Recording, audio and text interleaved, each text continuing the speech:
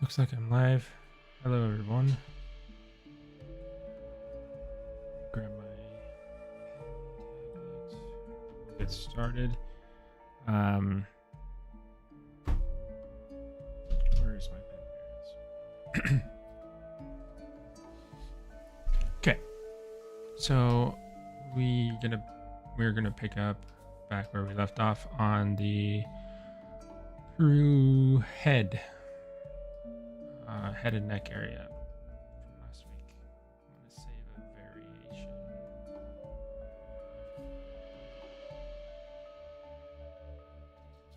Okay.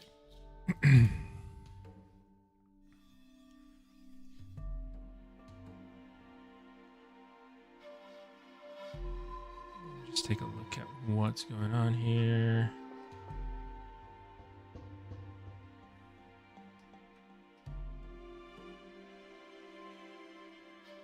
Isolate the head like we did last time, so I don't have to deal with the rest of the body. I can just focus in here.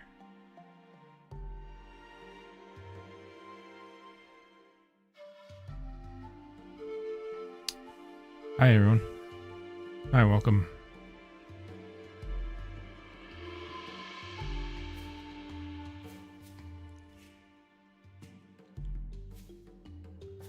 All right. There's one thing I want to do really quick that I think will make a big difference, because I just want a little bit more contrast in the surface. I'm gonna make a layer. This is kind of a little bit of a trick that I learned a long time ago.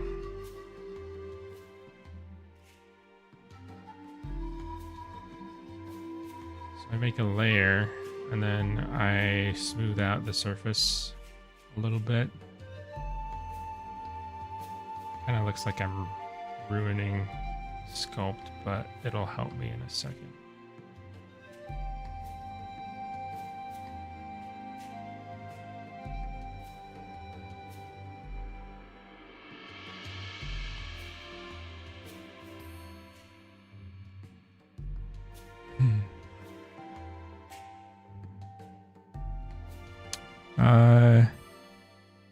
G1BR. Best crocodile model I've ever seen. Oh, thank you. Thanks a lot. Yeah, I'm doing my best here.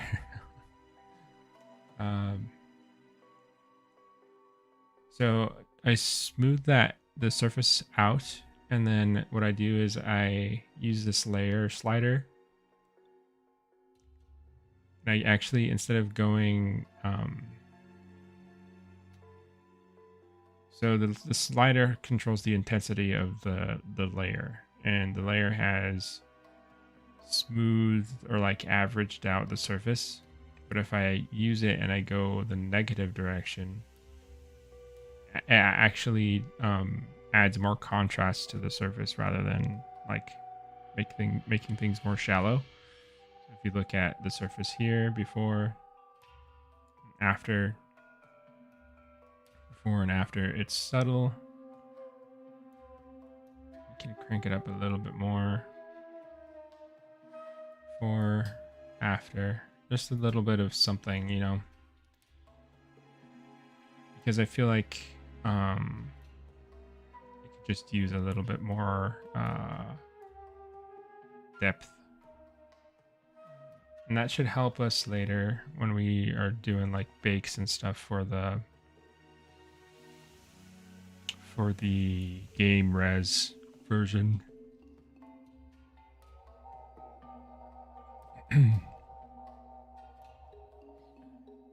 Nice, man. When will Peru be finished? I don't know. I would say we're about halfway through right now,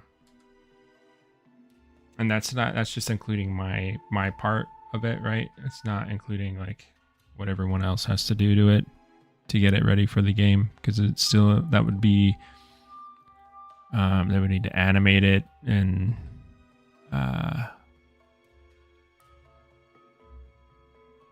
you know, get all the other systems and stuff going for it. So it's gonna be probably a while. A little bit longer.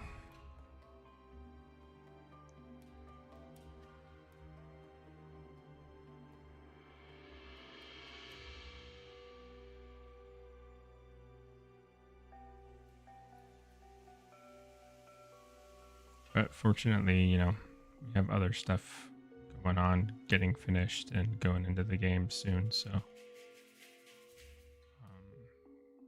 it's not going to be like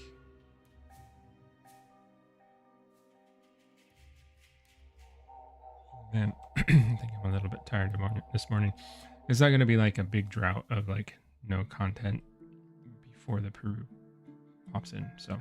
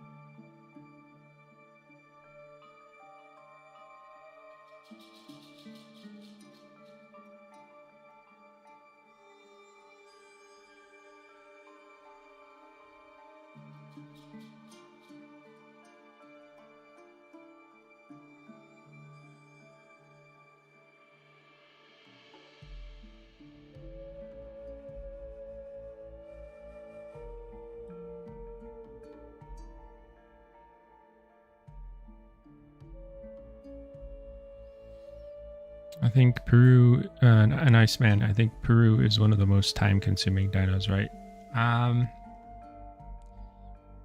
Yeah, probably. That's probably a good assessment of it. Yeah. It's just because the scales are so specific. There's not a lot that can be like done with like tileable textures or anything like that. A lot of it is pretty much like what I'm doing now. Like it's very specific variations and transitions and scale types, and the scales are pretty big and they're very unique to each spot on the body. So you can't really get away with some other techniques that like a normal dinosaur would. You would be able to get away with like I can just show you guys because it's already been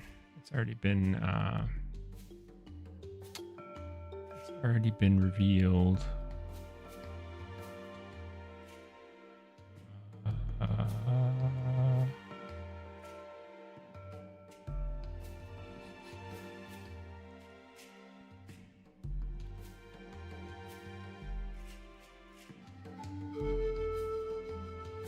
So like this.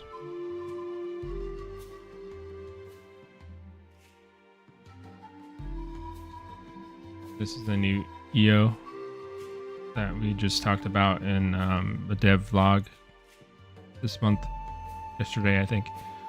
But like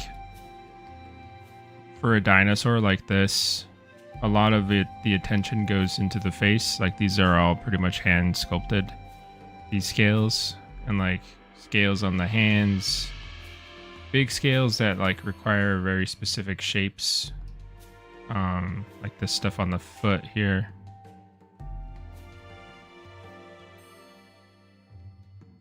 Those are hand done. But the nice thing about dinosaurs is that you can do a lot with repeatable textures because the body is so broad and the scales don't really change over the course of the body.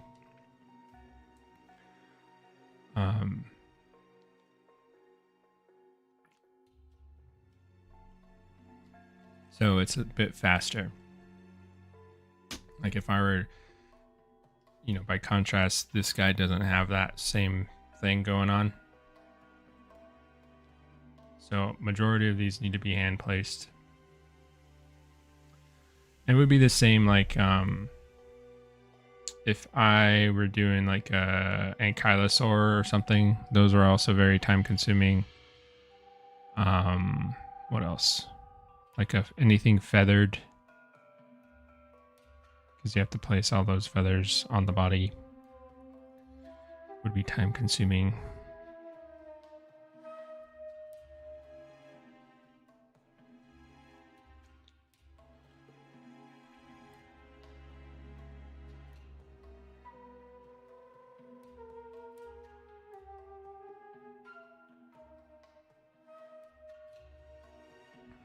Tinkastian, I remember you were talking about the parasite suggestion. Again, that's not really like something I can help with. That would be more like a dev thing, like a game design thing. That's not really my department. So, I mean, I'd be happy to read it, but I can't really like do anything to implement it. So that would be, you would want the attention of somebody who's on like the game design side of things, not necessarily from me.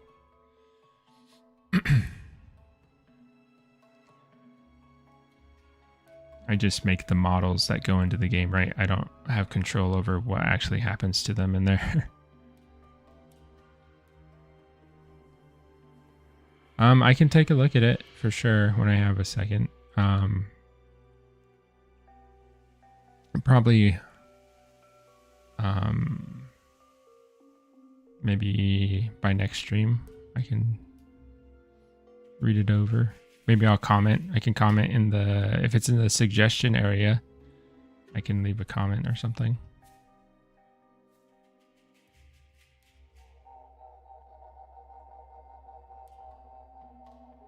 I just thought you wanted like actual, an actual chance at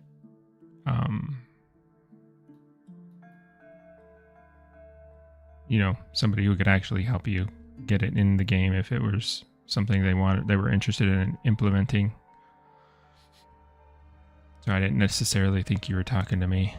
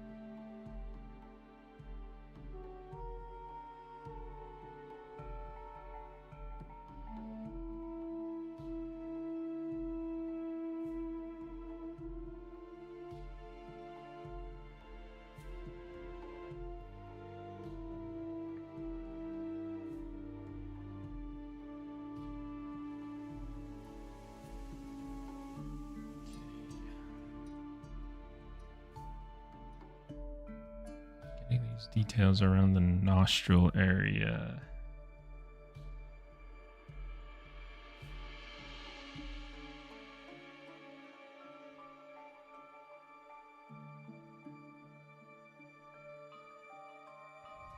I think I need a little bit stronger of a brush.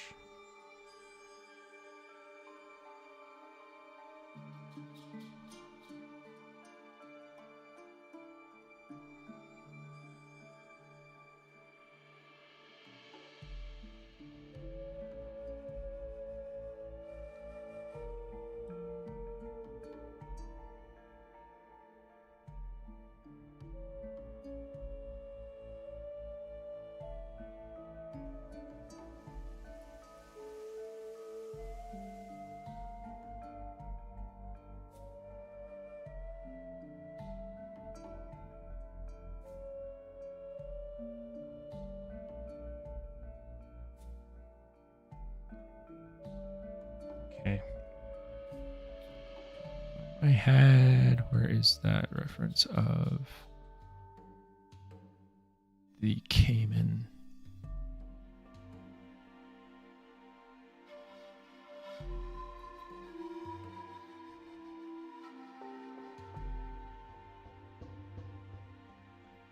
Here it is.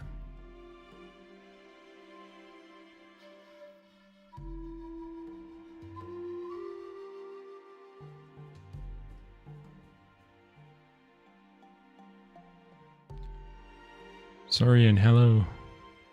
How's it going?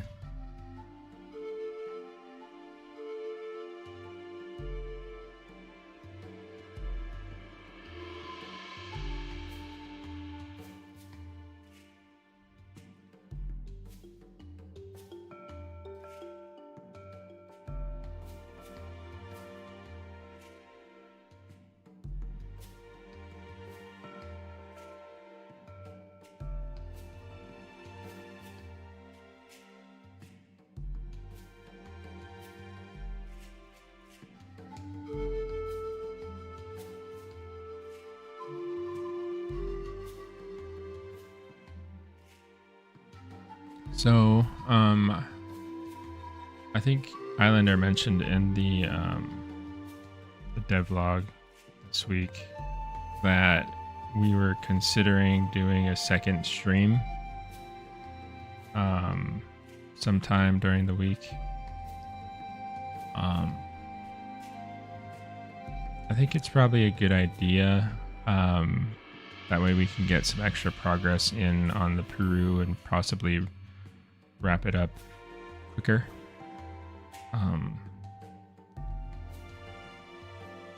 That would give me an extra like couple of hours every week to get more progress done.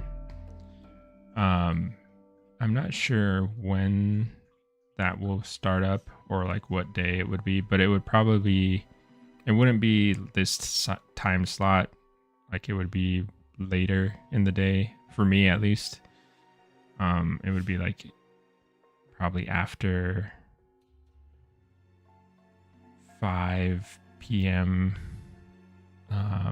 Pacific Standard Time. But let me know what you guys think about that. It's a time slot that would work. I don't know exactly what time y'all are in.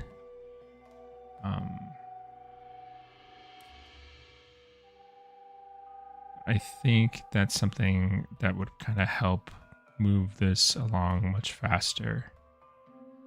I'm thinking of also streaming. This would be unrelated to Echoes of Extinction though. It would be on my own thing, doing like just personal project stuff on my own channel, I suppose. I don't know when that will happen either.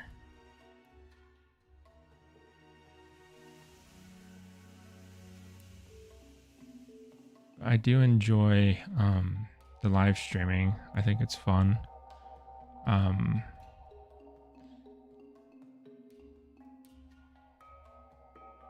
think maybe a different time slot might allow other people who aren't necessarily like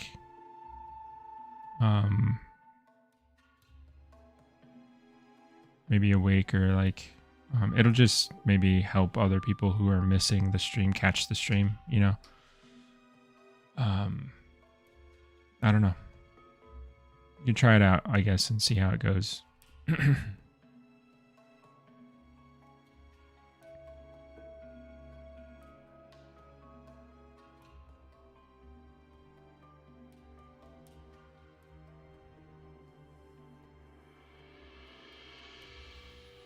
If I stream twice a week, how many more weeks would it take to complete your work on the Peru?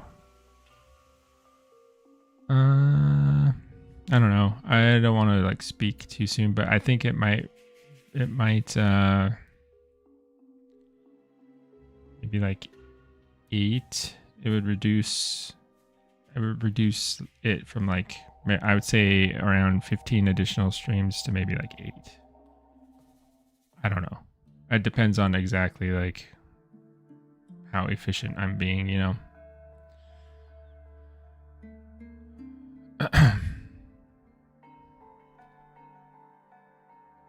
But theoretically, right, if I'm doing double the streams, it would cut the time to completion by half,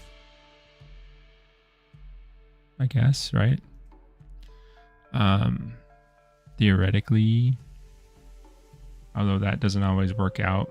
So I wouldn't like, I'm saying that now, but don't hold me to that because I can't guarantee anything.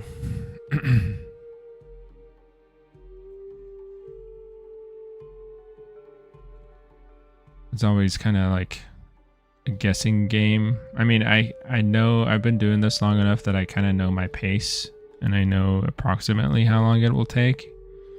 But a good rule of thumb is like when you're developing stuff like this is like you should add extra time to allow for like delays or like problems, mistakes, stuff like that. So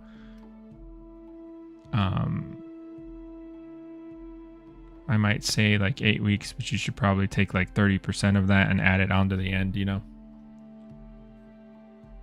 just in case.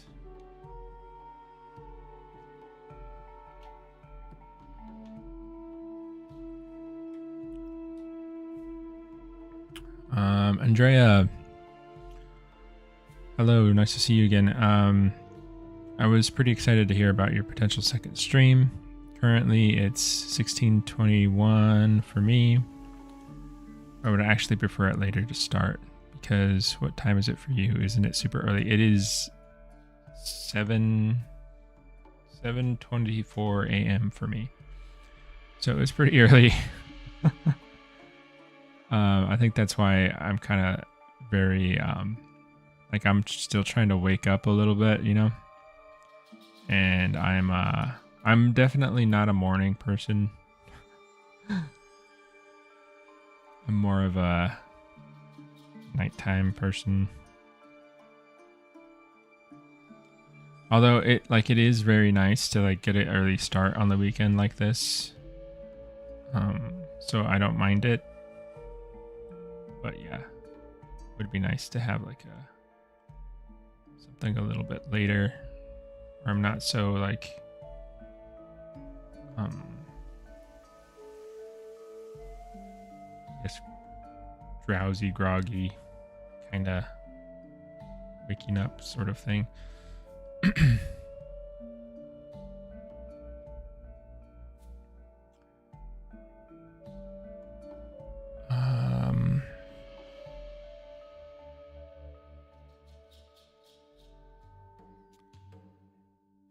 Harry, are we texturing?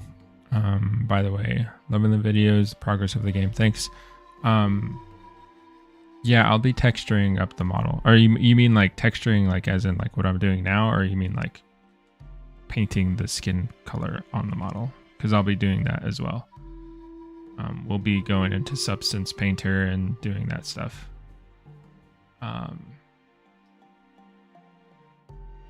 There is a skin currently. I think you can see it on the thumbnails for the stream. That skin was done for the Peru by another artist. So that's potentially what we can use to texture the model. Although I would like to do my own skin coloration, but it doesn't necessarily it doesn't have to be my skin color patterns on the Peru necessarily that I do.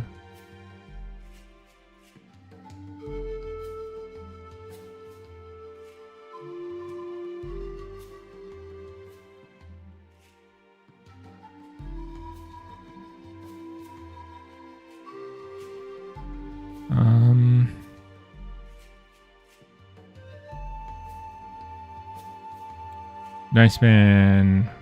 I would enjoy you streaming twice a week. Every day you stream is a better day for you. Oh, cool. Thank you. Yeah, I'm glad you enjoy it.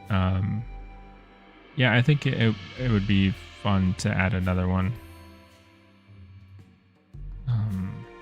We'll see how quickly I can get that going.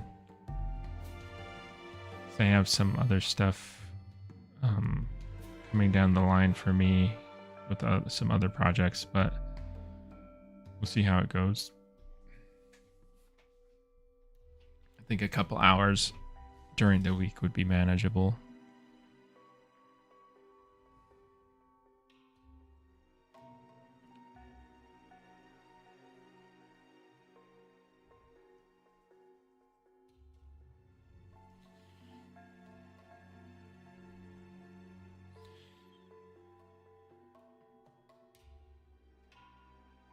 Maracui, you still working on the model? I thought it was finished by now. Oh, no.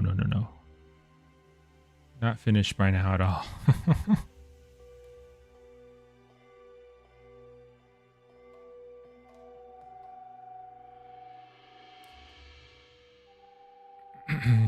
I'm curious why you thought it was finished already. Did you see some renders or something somewhere?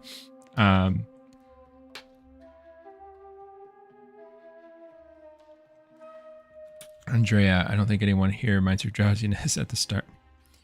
You deserve to rest more on the weekends as well. That's true. Yeah, I'm trying to respect my weekends a little bit more. I think I've been pretty bad about like work-life balance stuff lately, and I think I need to like actually take the weekend to maybe not do as much. But we'll see. That's a really bad habit of mine. Letting like work overspill into free time stuff. If any of you guys are freelancers or anything, I'm sure you're familiar with the problem. But I mean, at the same time, you know, I'm sculpting a cool crocodile for a game, so I'm not gonna complain too much.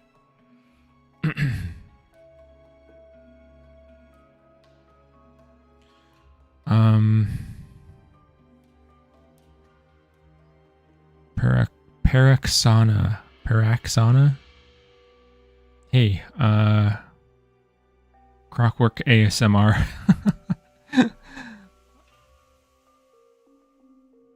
Yeah. Is it borderline ASMR? That's not intentional, by the way. I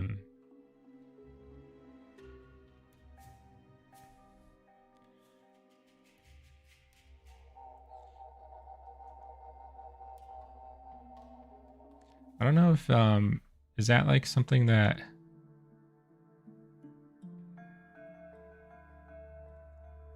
works on people, I guess. I guess a lot of people like ASMR stuff. I think that would just like put me to sleep. Is that the point?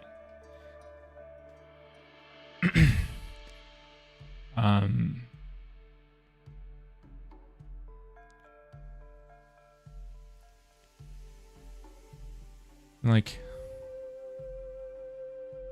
It's like rain noises and stuff like that. Is that ASMR or is that just like ambient sound? Because that stuff really does put me to sleep.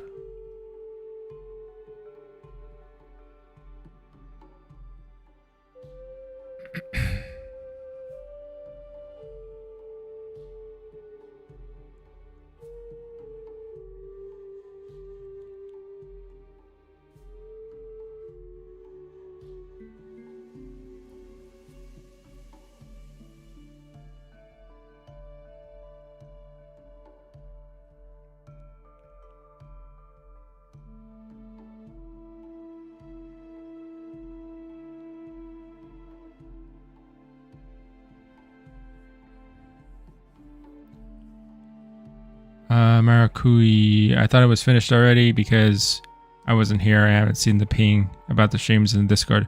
Oh, it's okay. No, we got a lot. I mean, we don't got a lot to finish, but there's still a pretty good amount to finish, you know. He's coming along. We'll get him wrapped up soon. Let me see where I should probably work on the underside of the throat.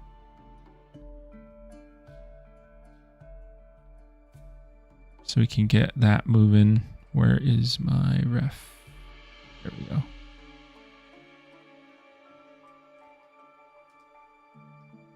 Just get some of these scale lines, these trackways going.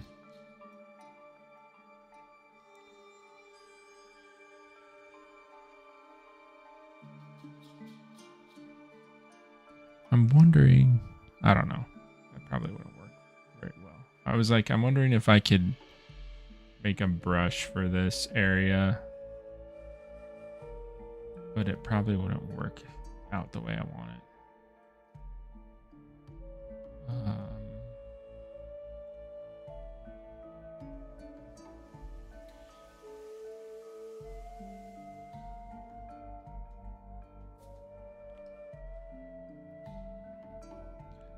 Let's see. We got to get this because there's a weird kind of transition area here.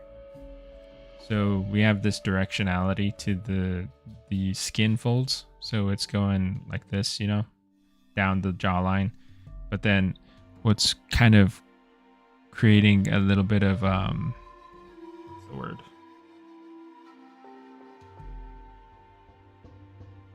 I don't know. I can't think of the word right now.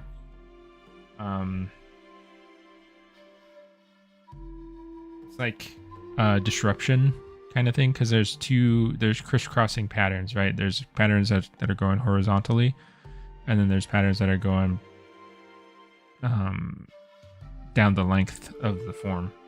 So where those two kind of intersections of those lines meet, it's making like a weird pattern. So that transition area is a little bit tricky to deal with. Let's see what we can do. I'm gonna add a layer just in case I don't like this. I can delete it. And we'll go in with these kind of scales here.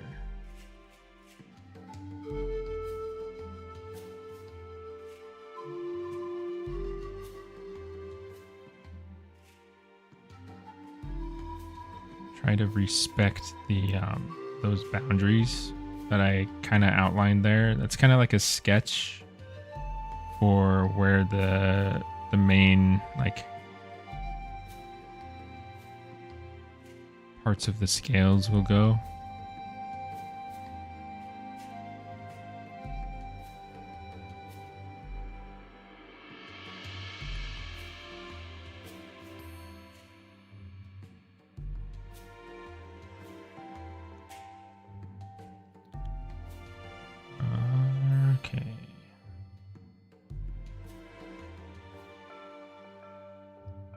And I'll probably smooth this out and then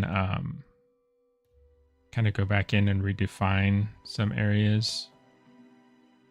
Because this brush that I'm using is kind of harsh. Like it's knocking down a lot of it's providing the scale detail that I want, like this raised area that is the scale, but it's also like flattening out the surface a lot. You can see how everything is perfectly flat mostly on the surface of the scale, and that's not a good thing. I need like some variation there, or else it's going to look very boring.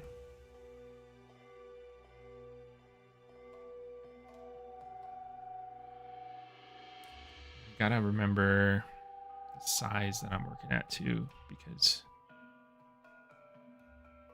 this is a big guy, and if I make his scales look too small or too big, it kind of screws with the impression of the size that he is, you know. So you gotta be a little bit mindful of that while I'm doing all of this. So there's kind of a lot going on now that I think about it when you're trying to add scales to a surface, especially like this. There's like a lot of you want to think a lot about the transitions, the form that's happening underneath, direction. It's kind of a lot to deal with at the same time.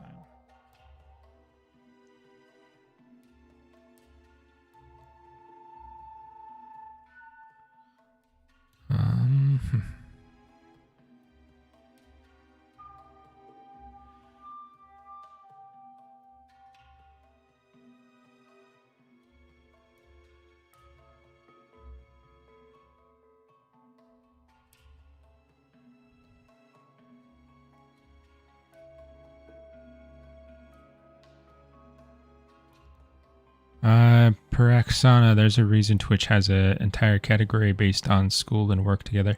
Yeah. Yeah, I agree. It's calming for the viewers. Also art, of course. Yeah. Yeah, I throw some of that stuff on during the work day because it kind of helps me concentrate. I am a lot of the time though, I'm just listening to music.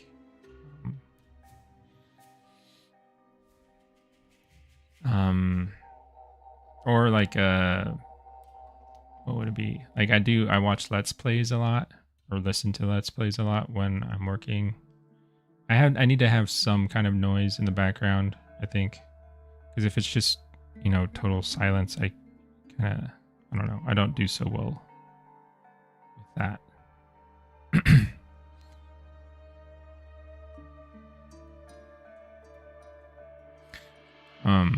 I know there's some people though that like absolutely need to be like in order for them to concentrate, they need like not a lot of noise going on. So I'm not one of those people though, I don't think.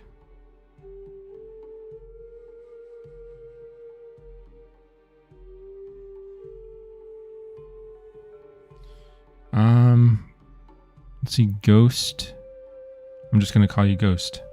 When the game comes out, I'm gonna just be sitting there listening to the sound and the ambience. Yeah, that's pretty cool. That's pretty fun too. I do like sometimes if I'm trying to go to sleep, there's a cool I don't know who made it, but there's like a Monster Hunter like environmental noises thing, or it's just like a video of like I think it's like in the ancient forest, and they're just like sitting there watching the monsters do their thing. It's actually pretty I guess pretty soothing, I suppose. Just like nature sounds. There's another cool one that somebody made of like Jurassic Park noises.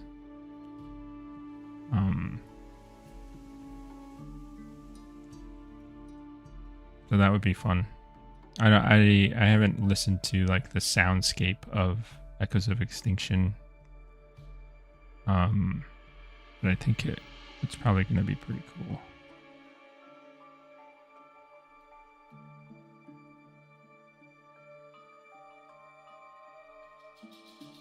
So this part here, this is where I'm starting to transition into the more like regular square-ish scales. So these are going to get bigger and more square. Here.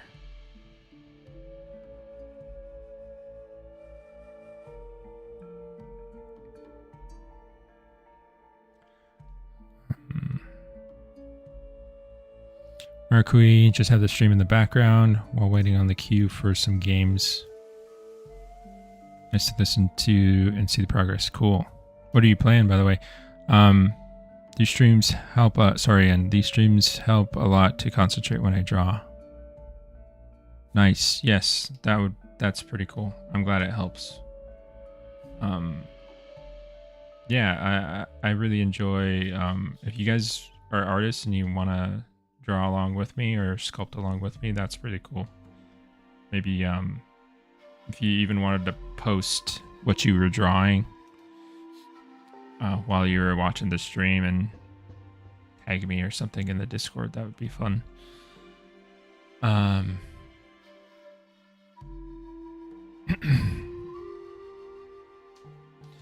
Ghost, can I ask what you're modeling this in? It's ZBrush right now. ZBrush 2025.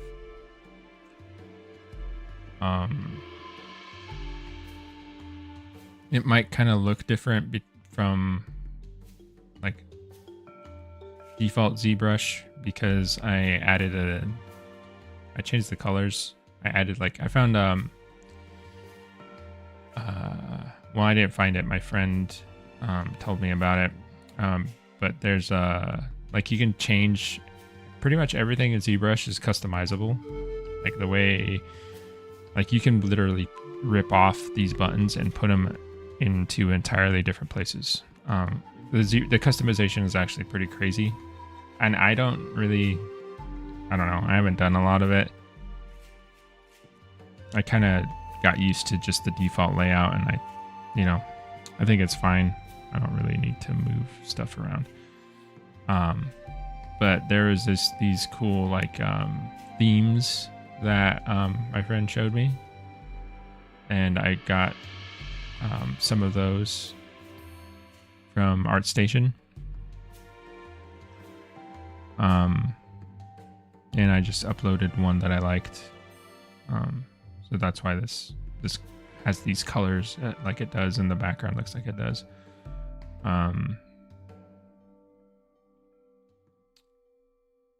There are a lot of cool ones that I saw. This is the one I gravitated towards the most, though.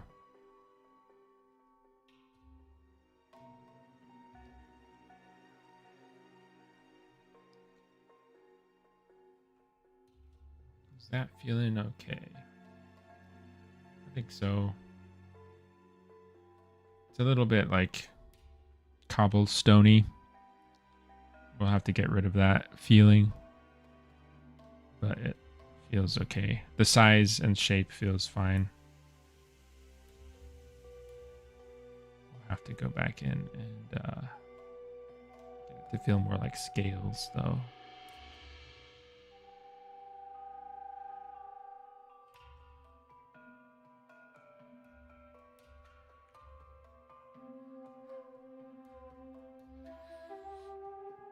These scales over here on the shoulder are really big.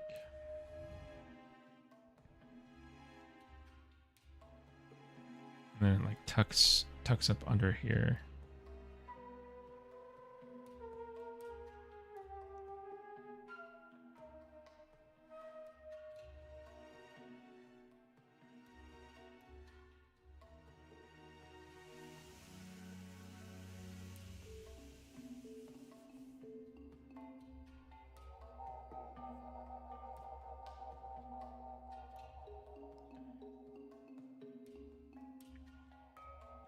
Marcui, by the way, I saw a few days ago the model of Purussaurus.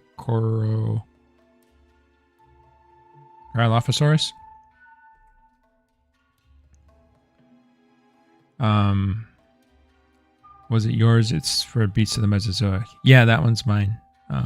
the Cryolophosaurus sculpt for the well, it would be, you know, it's just the Cryolophosaurus figure, but it's on the Dilophosaurus body. So this one, this guy is one that I sculpted. I also sculpted the Dilophosaurus too.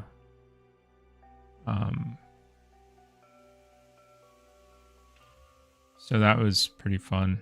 It's actually been done for a long time. It's just that we finally got around to cutting it up for articulation and stuff like that. Do I have the? Yeah, here's the Dilophosaurus. So the that head goes onto this body. I don't think I posted the cut up version, but yeah, that head goes onto this body, and it'll be like the same scale and stuff.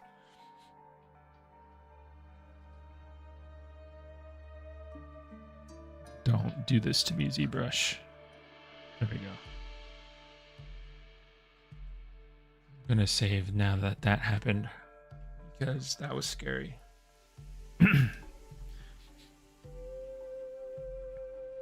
Hero, great work on the model so far. Thank you.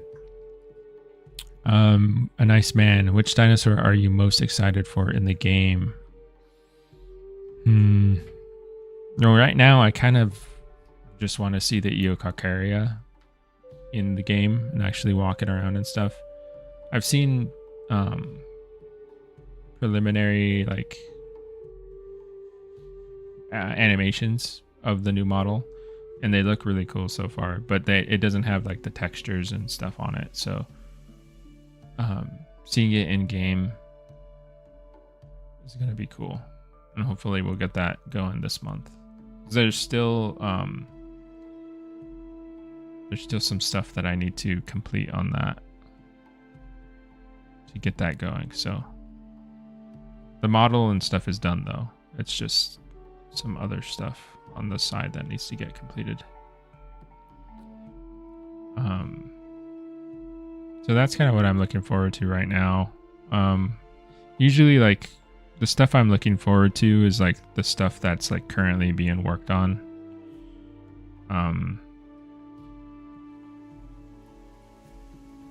After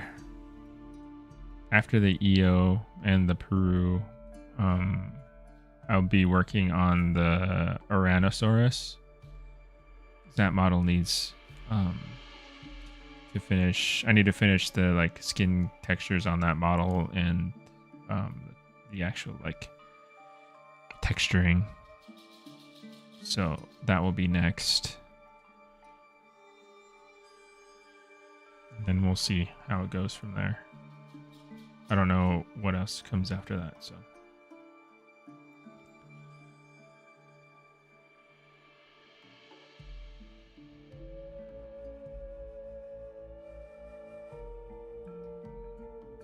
So I have to be careful here. See, this is where these two zones of scales are meeting. I need to make sure that they feel cohesive.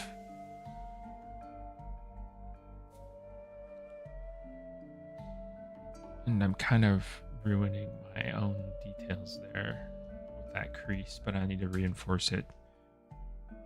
So I'll do that right now.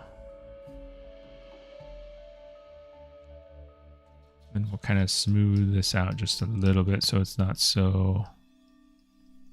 the tool marks aren't so obvious. I mean, that's a pretty decent sized section of scales right there. So I'm pretty happy about that, getting that in there.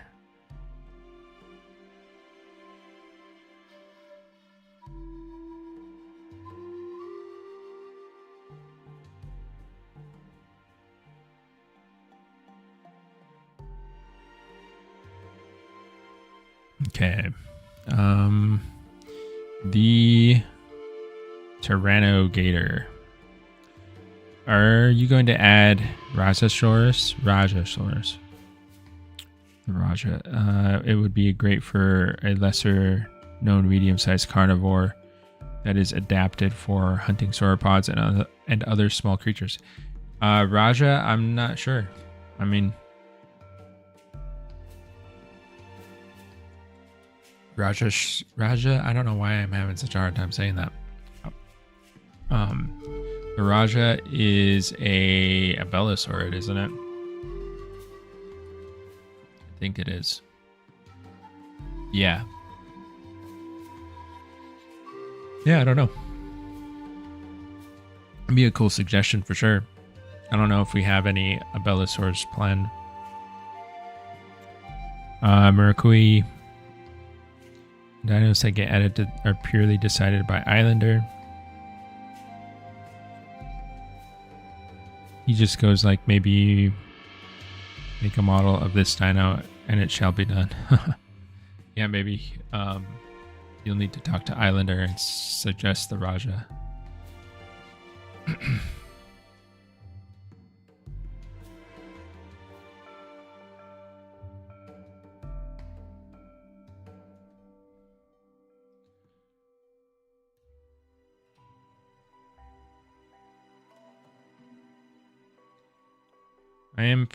I'm pretty familiar with Rajasaurus though. I didn't sculpt one, but I was art directing the sculpture of one not too long ago.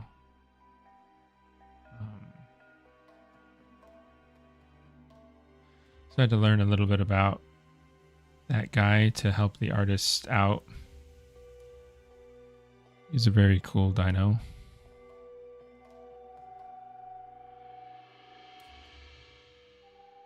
A lot of the Belisaurid's are really cool though. I need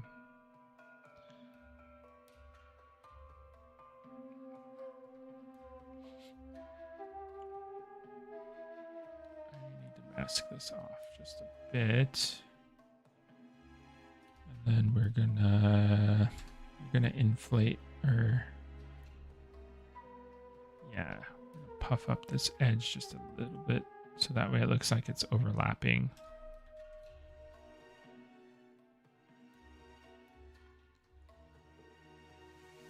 We'll have to come in and redefine some of these edges.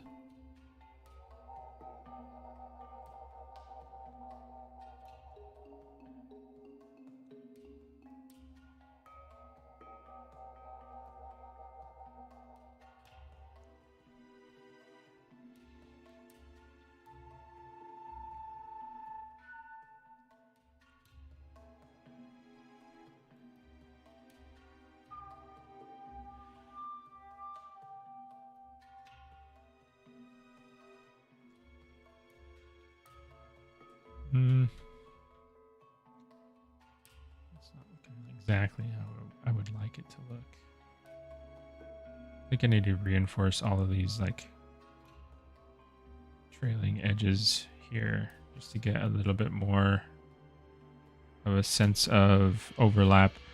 Probably pinch them too.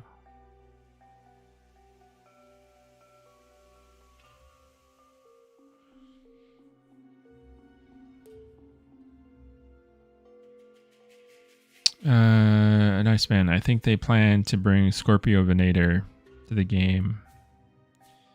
Yeah, Scorpio Venator is similar to Raja. It's another Belisaurid. I don't know which one's bigger, or they're probably the similar size. The Belisauris don't get that big yet. I think the biggest one would probably be Carno, so far at least. Maybe they'll find a bigger one later. I'm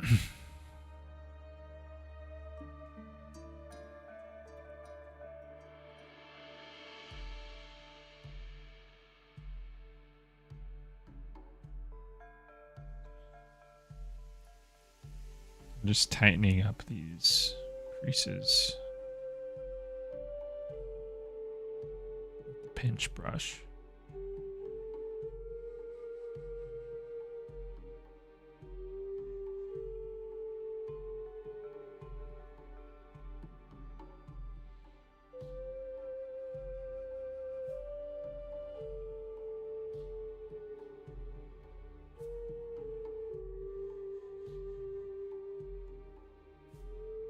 That's feeling better. Just needed to be a little bit more, needed to be tightened up a little bit more. What was the problem?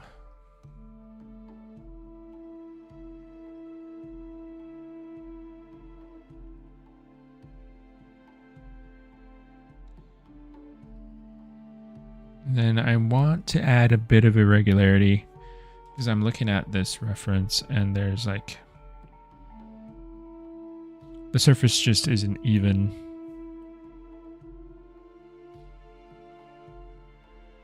So I want to add some noise maybe, very subtly.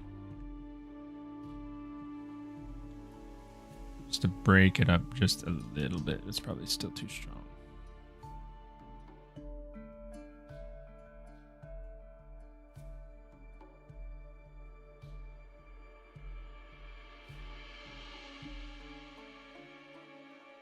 Something like that. These areas can be a little bit noisier because there's just a lot more going on.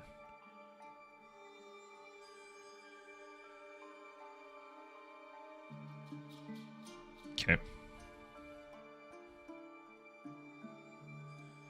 Then we'll start to transition over here to the side. These are a little bit more specific though.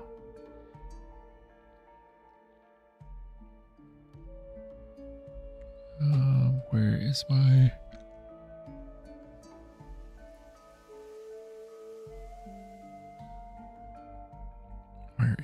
ref?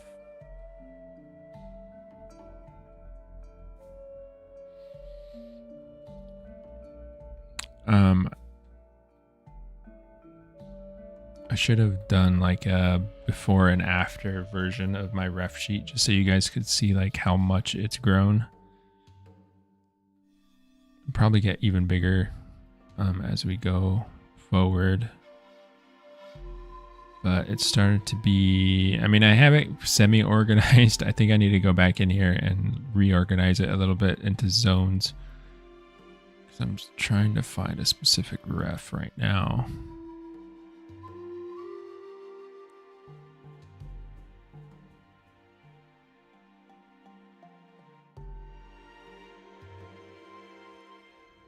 It's for the neck.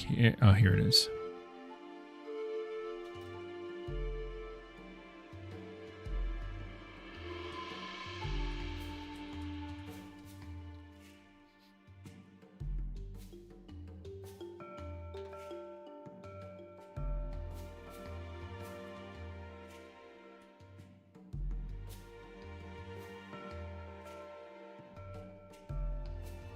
So really quick. I was looking at the scale comparison between Rajasaurus and Scorpiovenator. They look pretty similar in size. Maybe Raja is slightly bigger based on the scale bars I'm looking at here, but they're pretty similar. So maybe the I don't know what Scorpiovenator's like niche is, but maybe it's similar to Raja.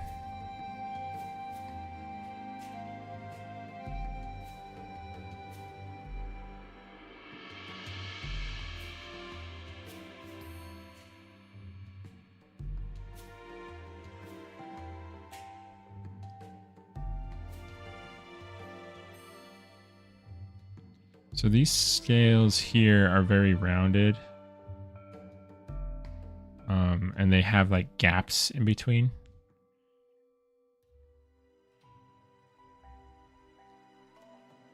Let me see how do I want to handle this?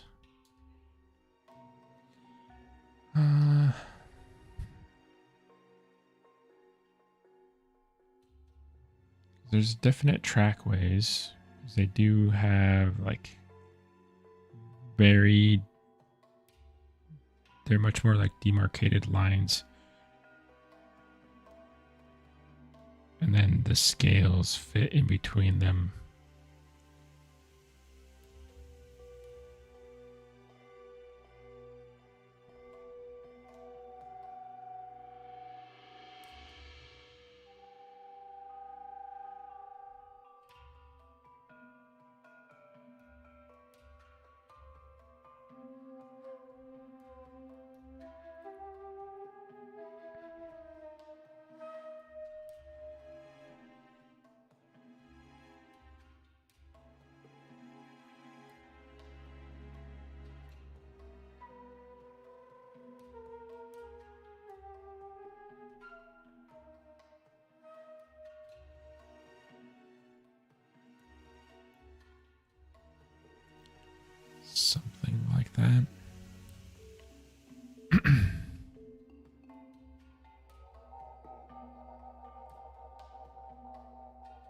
Nice man. Do you have to make a new model for the baby Peru, or do you just make it smaller and change a few things?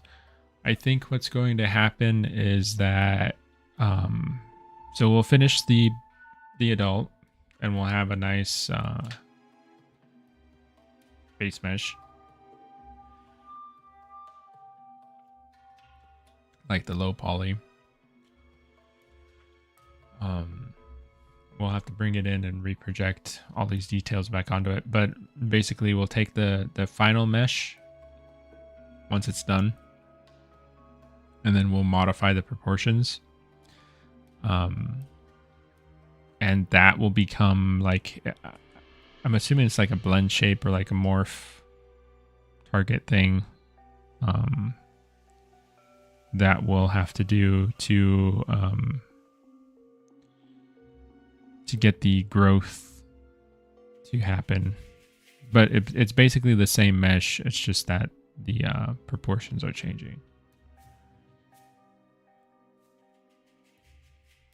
So that should be fun.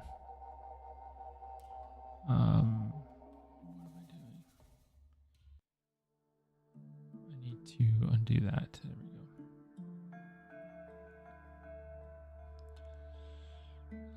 So I think that's how we'll handle that. The baby version. I think we might also need like a female version of the Peru. I don't know what that's going to look like. But we'll probably have to do that too. I don't know if we'll do that. I mean, it's up to you guys. If you want to see me do that on stream, we can do that. If you'd rather me just like finish the Peru and then do all the other extra stuff for the Peru outside of stream so we can do something new here, I can do that too. Either way is fine.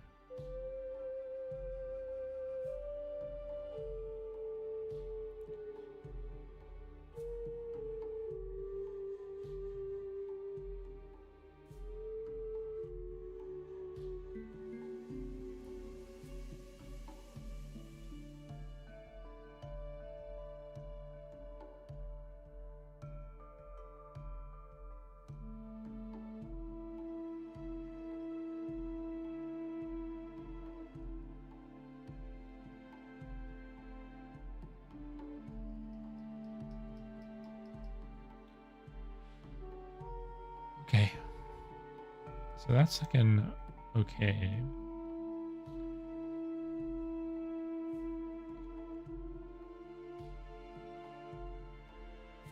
Add back the arm.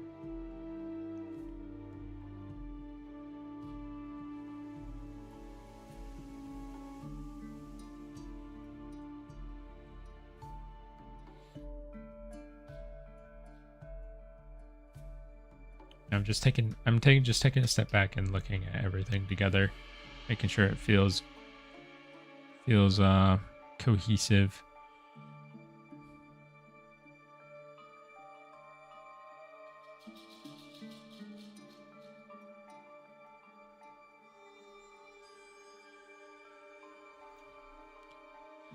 I mean, I am liking the way the head is going. I think I want to work a little bit more on these scales on the side, though. Give them a little bit more transition, because they're like some of them are pointed, and I want to exaggerate just a little bit of that.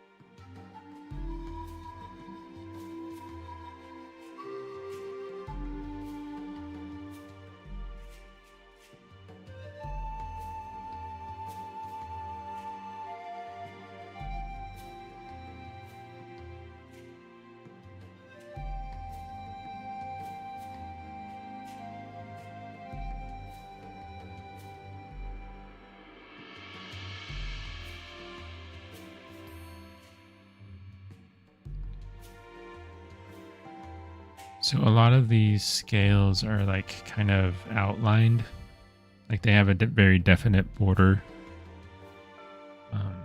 And then the areas in between each scale are kind of just like, some of them do have like little mini scales like in there, but a lot of them are just like creases where the kind of skin is just reacting in between. So I gotta make sure I'm incorporating those details.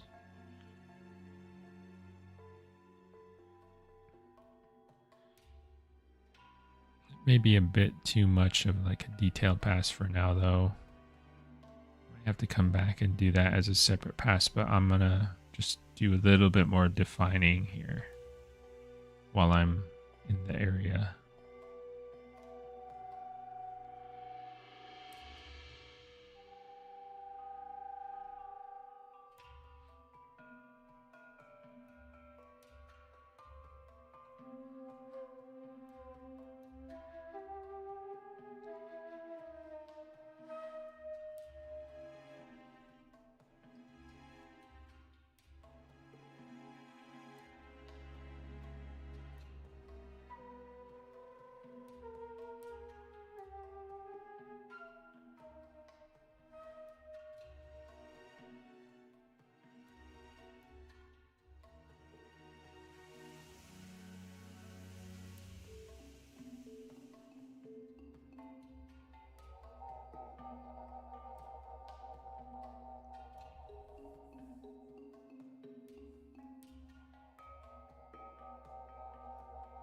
A nice man. Is it planned that pterodactyls can land or stand on trees? Do you know? Do I know that? I don't know that.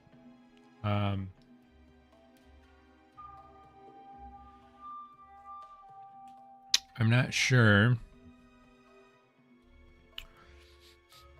if that's a thing. In the game, at least. I'm not really sure what the perching capabilities of pterosaurs in like real life are. Like if because I don't, they're I'm sure they could cling to trees like on the sides and stuff, maybe depending on what type of pterosaur it is. But it seems like a lot of them were more just adapted to landing on flat areas on the ground or like up high, maybe like ledges and stuff. But I don't know. I'm not a huge like pterosaur expert. Majority of my time is spent on theropods and stuff like that. So, but it could be a cool thing in the game. Andrea was wondering, since you always look at your classic big screen, do you have one of those screenless drawing tablets? I do. I have two. Well, I have this tablet here that I'm drawing on right now. But I have a Cintiq tablet. It's right here. It's actually where my OBS stuff is on right now. So I could work on that. It's just the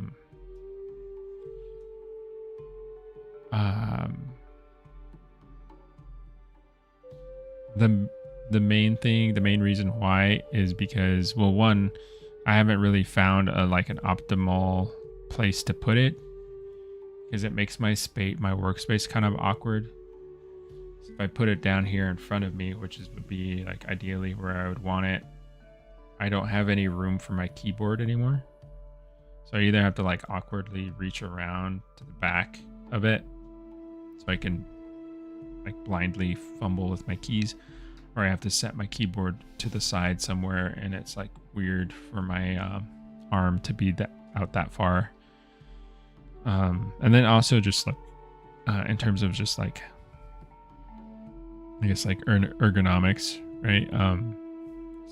The Cintiq, no matter what, even if I put it up a little bit higher, the angle of my head is slightly downward like this. and for me it puts a lot of strain on my neck.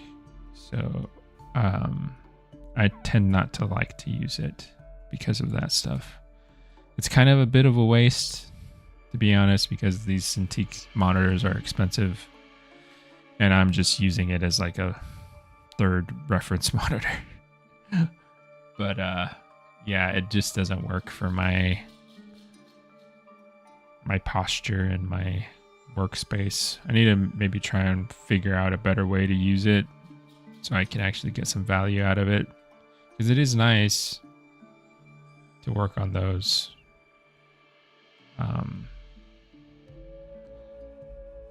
But yeah,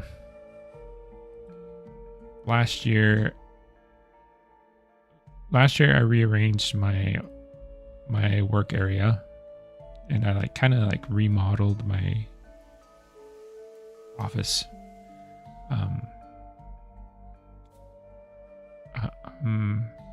And in that time, I kind of just decided not to deal with the Cintiq because of all the problems I was having with my back and my neck, my shoulders.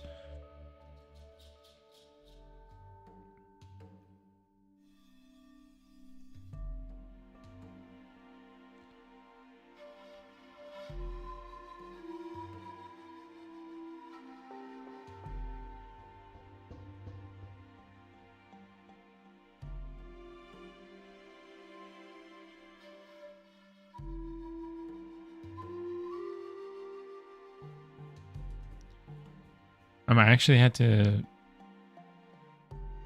So I think it was last year, January of last year, I had to actually go to physical therapy for some of that stuff.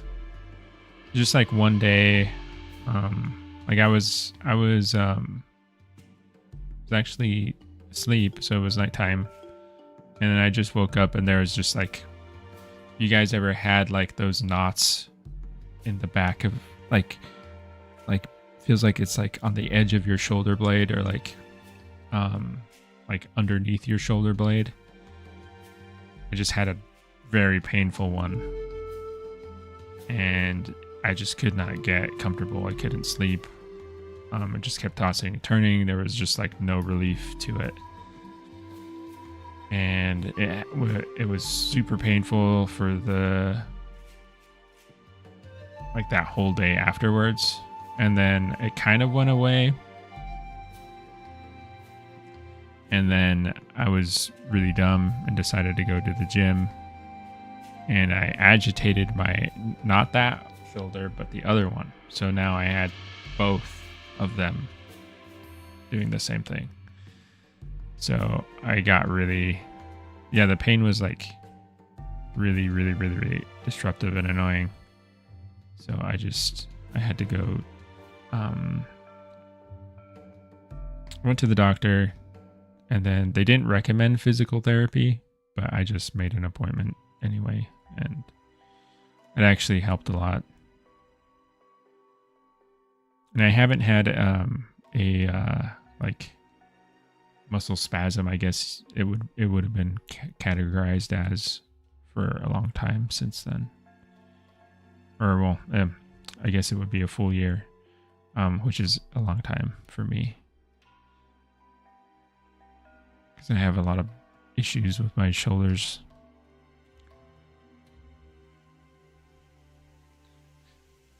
So if you guys are sitting at your desk for a long time, definitely try to stretch and do some exercises to strengthen your shoulder and back muscles, because it's not fun when they get weak and problems start to happen.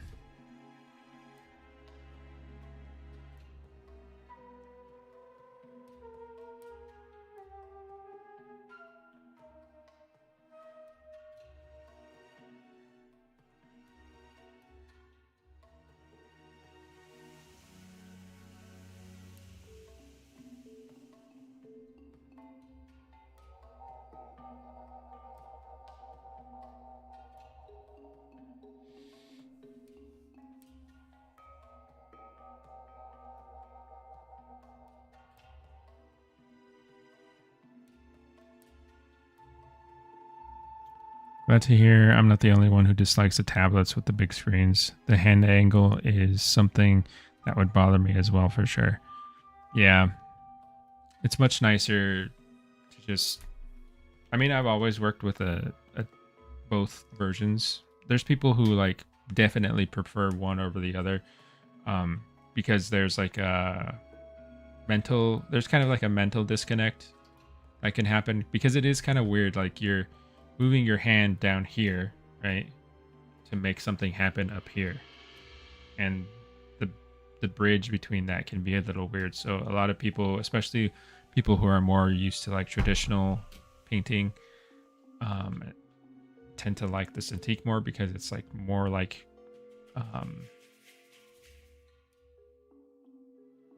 it's more like painting on a canvas, or more like painting drawing on paper. It's more one-to-one. But the head angle is just such an important thing for me, because like I'm looking straight at my monitor right here, so my neck is not, you know, tilted or anything like that, so it's much more comfortable. Going to the gym that day was definitely a silly idea. It was, yeah.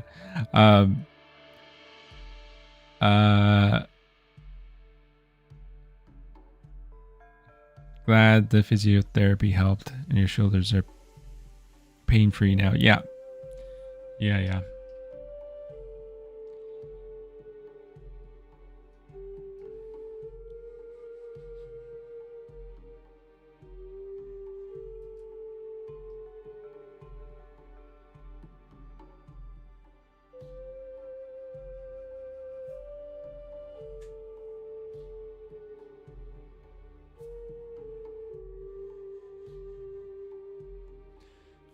Arthur, I'm gonna have to can the aisle if this game stays this passionate about development.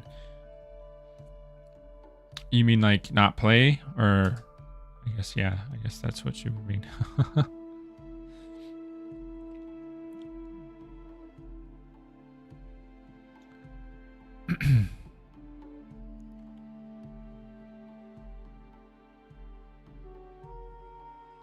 I definitely appreciate the,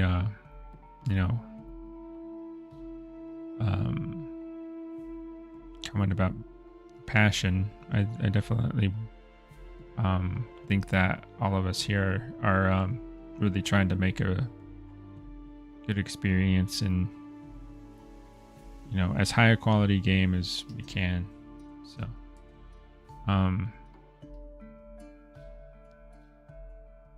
I wouldn't want to like hit the two games together like that though, but I guess in some ways you can't really help it. It's two games that are like in the same space, you know, but I would say, you know, the more the merrier kind of thing, hopefully.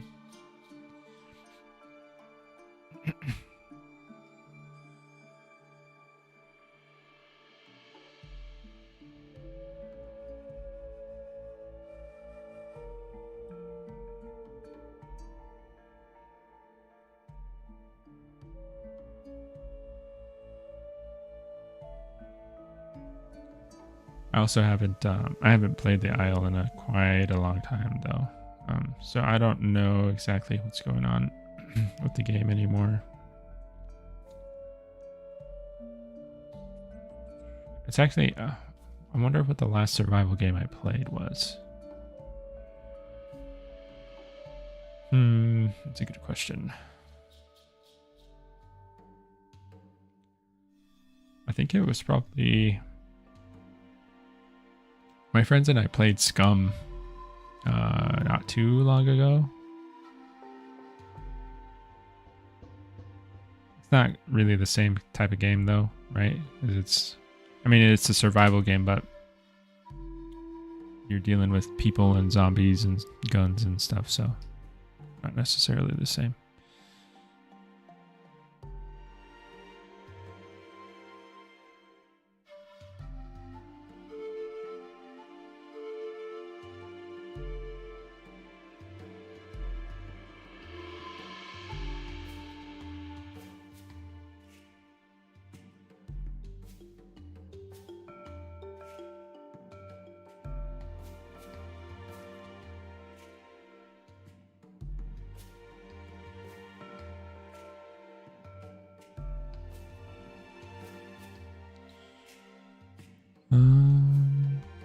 Keaton Reynolds just popping in real quick to say I'm pumped for EOE. Keep killing it. Thank you. Oh, thanks, Keaton. Arthur, the Isle is amazing, but updates have been lacking lately. Okay, I see.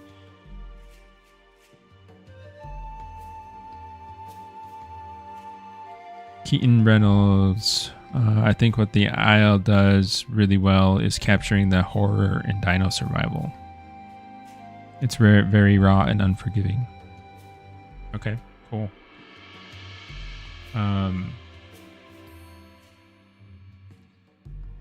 Yeah, I don't know exactly what they have changed recently. Last time I played the Isle was like, oh man. What was going on when I was playing?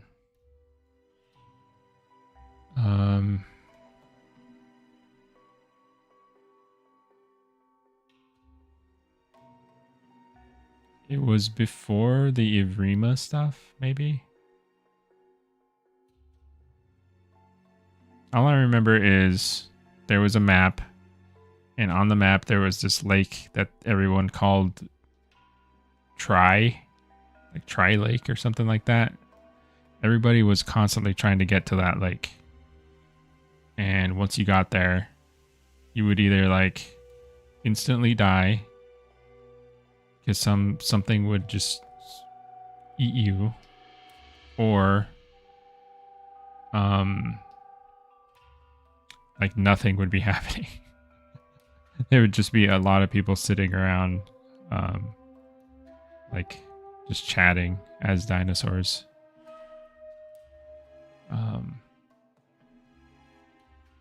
And then they get mad at you if you like tried to like if you're like a predator and you actually like bit somebody, you'd get yelled at.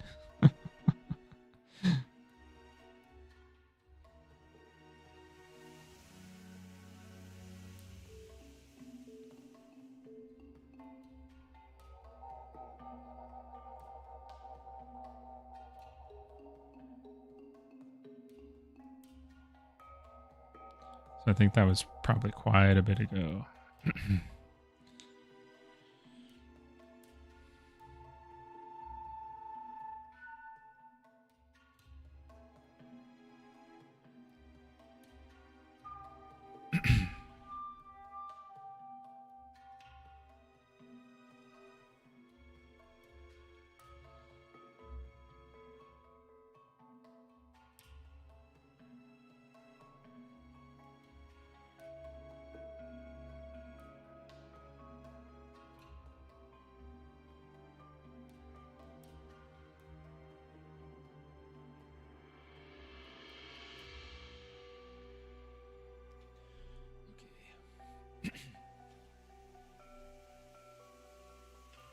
See what I can do about this nose.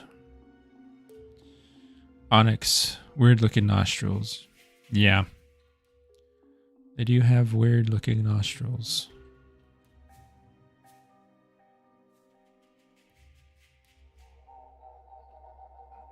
I think mine are like a little bit closed, because I think crocs can pinch their nostrils together to prevent water from entering. I don't know if that's something that is going to be animated in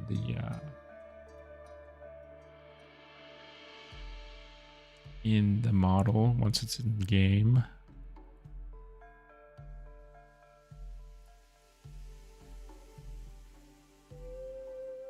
But I could maybe make it a little bit less closed off. So it would be something more like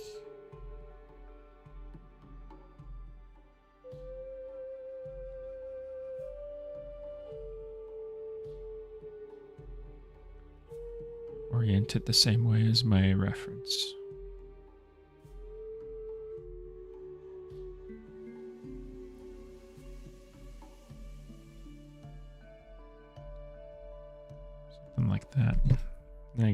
I have to get the skin texture on here. So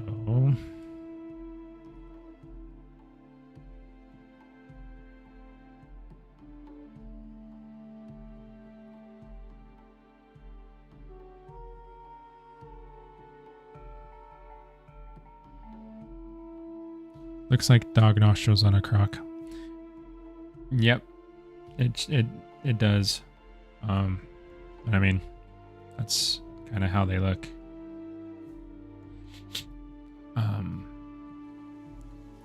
It is the way nature made them. Who made the EO Carcaria? What do you think about it? I made the EO. That is my model. It's right here.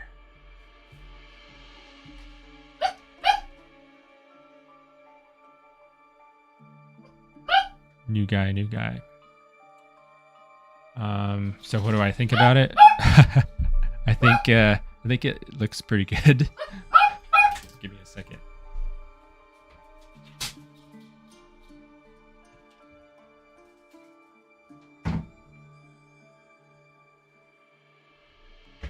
I may be a bit biased though, right?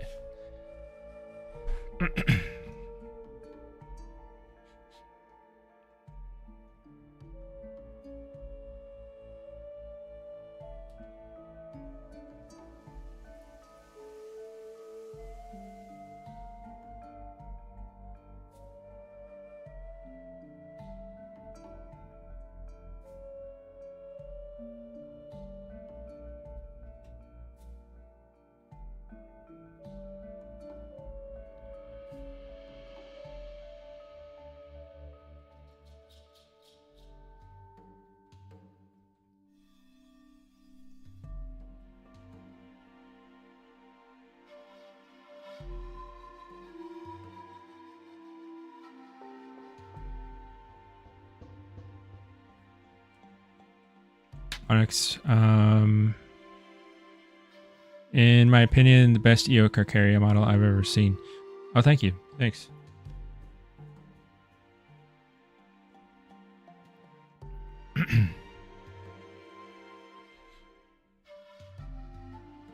I really appreciate it. Islander and I talked a lot about it and kind of went back and forth about a few ideas for it, so I'm glad he likes it, and I'm glad so far majority of people have well, yeah, I haven't seen a negative comment about it, so I really appreciate that. I'm glad the community likes it so far.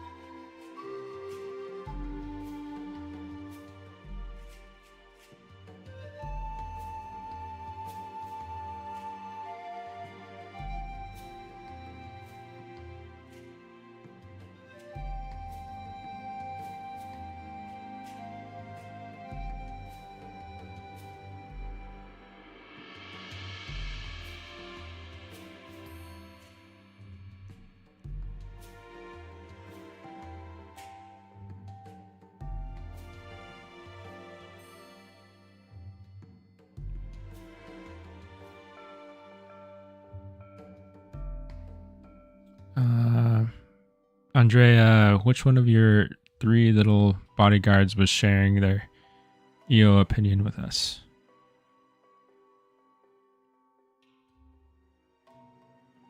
Oh, my little dogs.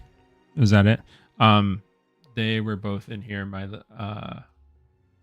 little dog Odo and Tifa were in here. My wife got up and started rummaging around in the kitchen, and they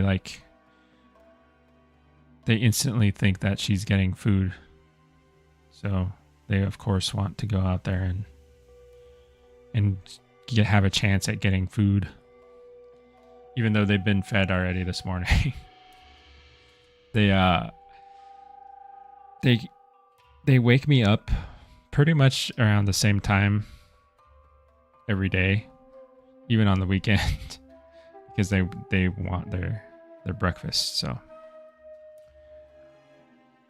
and they always want more food. There's never enough food.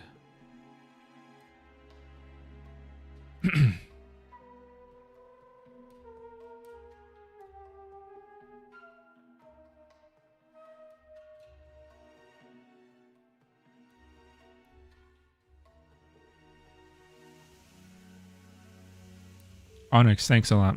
I really appreciate it. Yeah, I'm excited to see what it looks like in game with like all the textures and the environment and moving around and stuff. I think it's going to look pretty cool.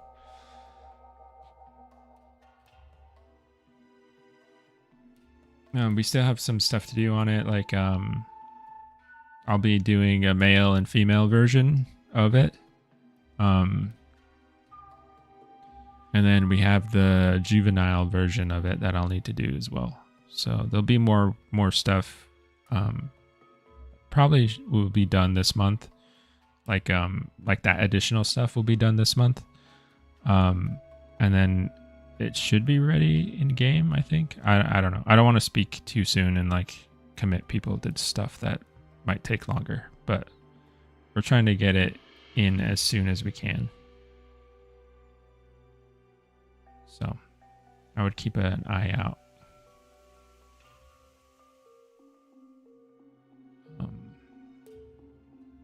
I think I'm kind of looking forward to seeing what the to like figuring out what the juvenile version of the Carcharia looks like, because I started doing some preliminary like research. I'm not sure if there are any preserved baby Carcharodontosaurids. I was looking for some evidence of them, and I didn't find much. But I then again, I was only searching for like, I don't know, maybe like 30 minutes. But there wasn't anything that immediately popped up. So it's going to be, if there's not a lot of data on the, like the ontogeny of Carcharodontosaurids, then it might be kind of a challenge. So we'll see how it goes.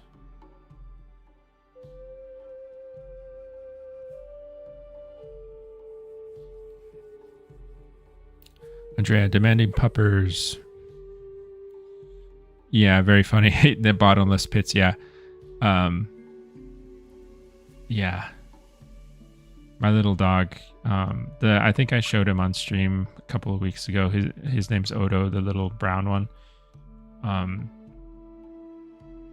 He is so food driven. He will he wants to eat everything. He's constantly on the search for food.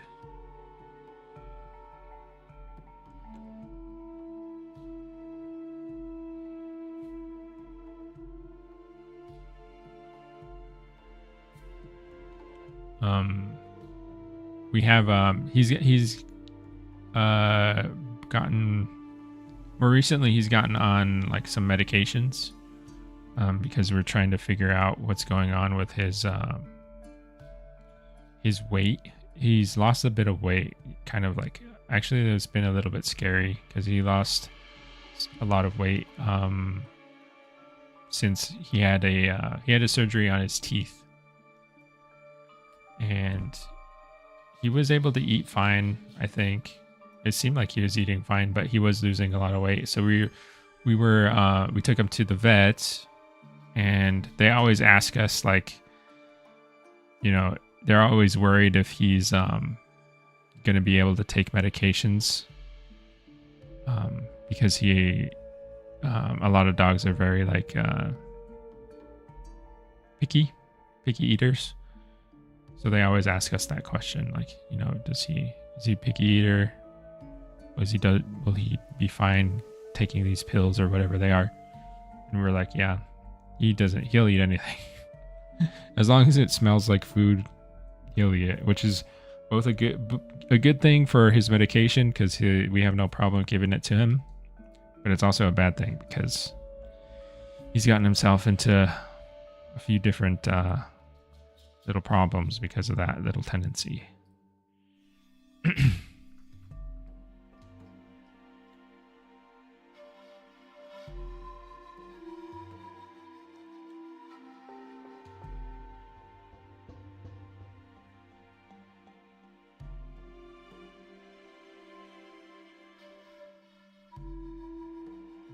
We actually have a vet appointment for him today after stream that we'll be taking him to, so we can check up on him and he'll get a little weigh in and see if he's doing better. I think he is doing a lot better. I've noticed that he's feeling much more what's the word? You can tell that he's gained back some of the weight. Not all the way back to where he was before, but he's gotten a little bit chubbier, I think.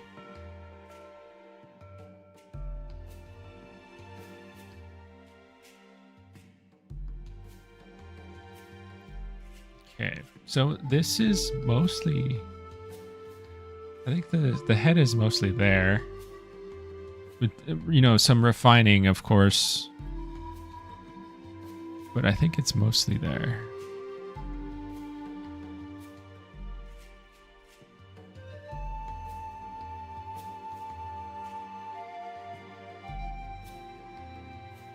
Onyx, this game feels a lot like Ark, but just dinosaurs so far.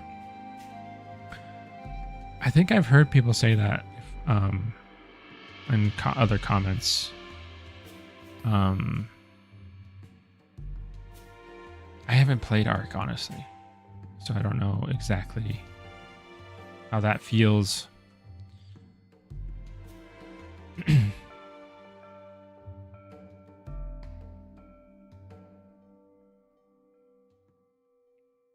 assuming that's a good thing, though, right? Because Ark's been around for a while.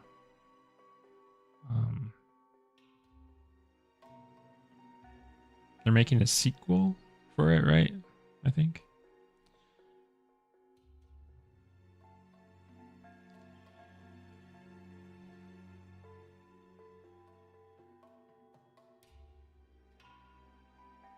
Okay.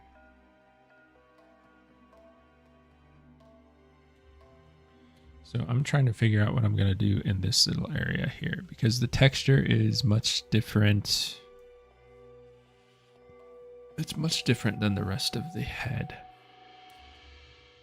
Let me see.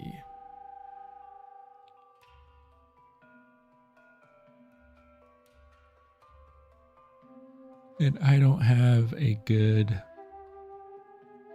ref of that top area.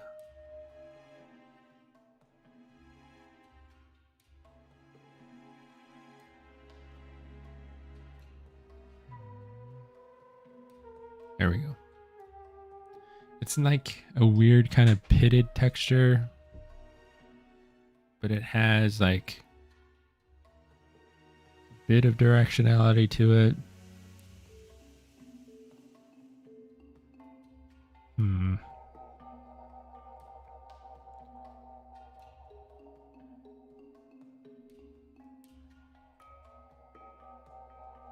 Let's see what we do here.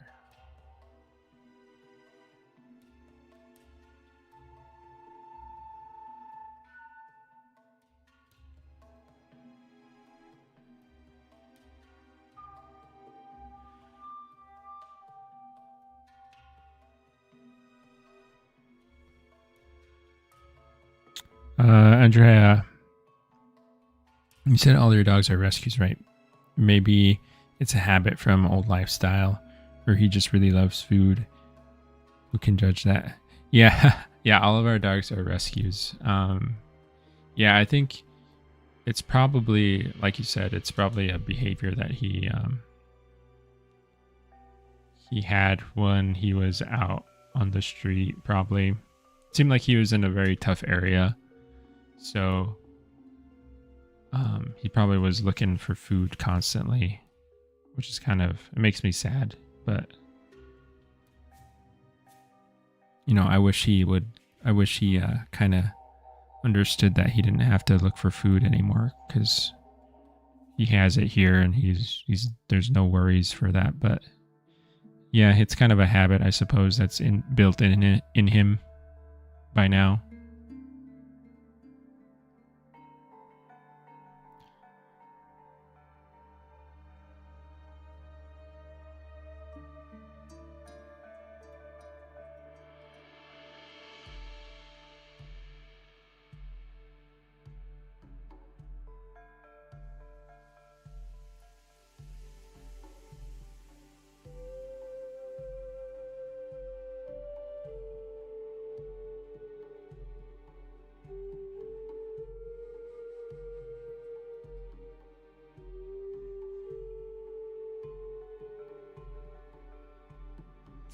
This texture's kind of subtle. It's actually very well, at least the crocodile I'm looking at right here, it's kind of an intricate, like, little pattern, like striations.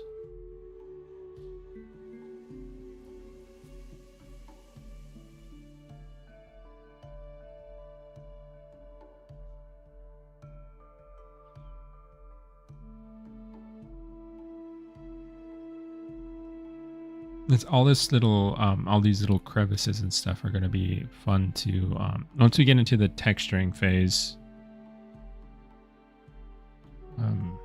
it'll be fun to emphasize a lot of this stuff with, like cavity masks and things.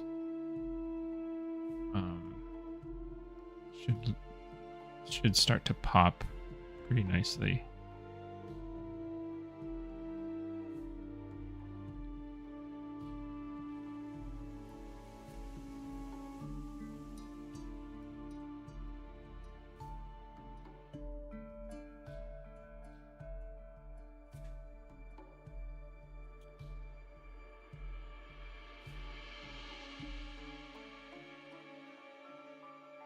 Onyx, the fit you got going on there kind of looks like what Chris Pratt wore in Jurassic World 2015. Oh, thanks. Yeah, it's cold here. Well, like, I'm the type of person that's like always freezing, you know, even if it's like, you know, a normal temperature for most people, I'm pretty cold. So I have to have like a hoodie or this thing, whatever you call it, jacket thing, to help me out a little bit. My office gets pretty warm, and it's actually not even because of like the heating in the house. It's because of my computer. It like puts off a lot of heat. It's like its own little heater.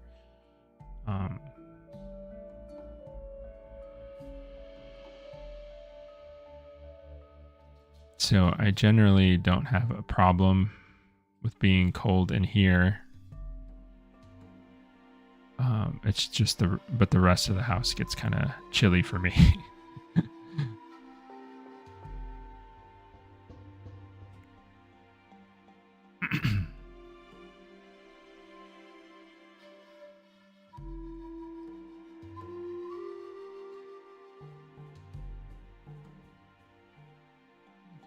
Okay, so looking at my refs, I think I can kind of bump up some of the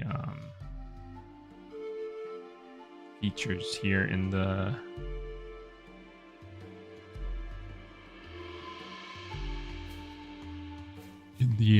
texture in the snout, like right here, especially along the because I'm looking at this. I'll show you. See this here? It's much more pronounced stuff. So I kind of want to do something like that in this area. If I can find my masking options.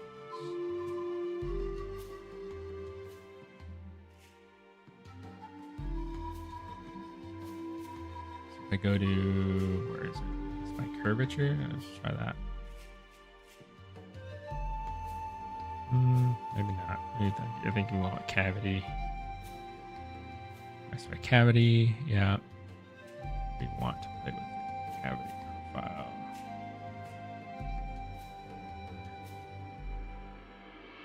So I want a lot of variation in there. And I'll blur it just a little bit.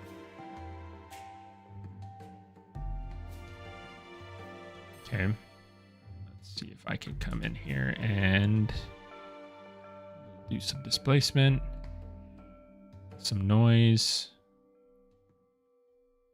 Try and get a little bit more of like a bumpy surface.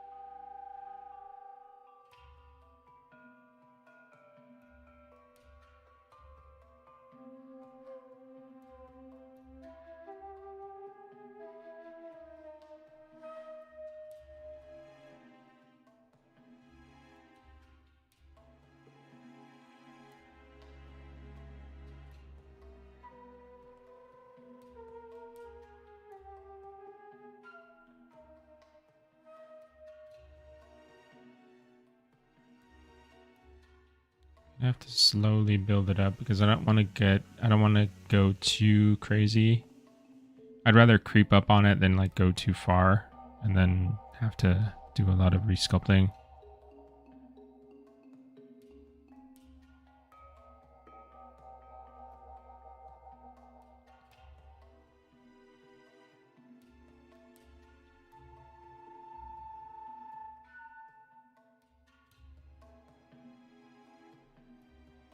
It adds a lot of dimension in there for not a lot of like time, you know.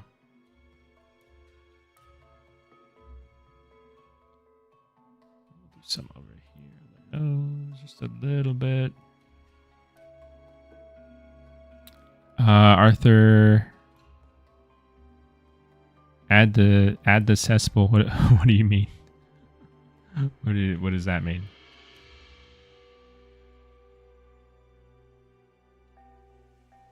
You're talking about like the reference? This stuff? Like the gnarly like teeth stuff?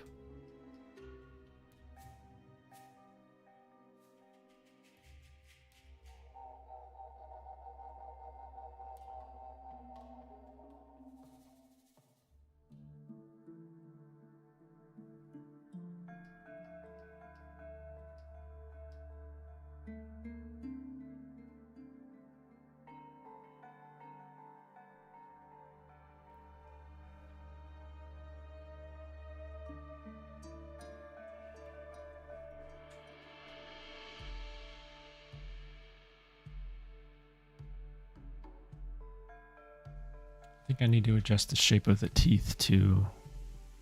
We'll probably do that. I wonder if I should do that now. Because I like the way these teeth up here feel. But the more teeth near the back of the mouth feel too what's the word? They just feel too conical. Like too perfect, I guess, maybe. I'm trying to figure out why they're bothering me. So until I figure that out, maybe I shouldn't move them too much. I think we're going to have to move them again anyway, because once I start like closing the mouth and figuring out how they line up to everything, I'm going to have to do some reshuffling just so they feel like they interlock correctly.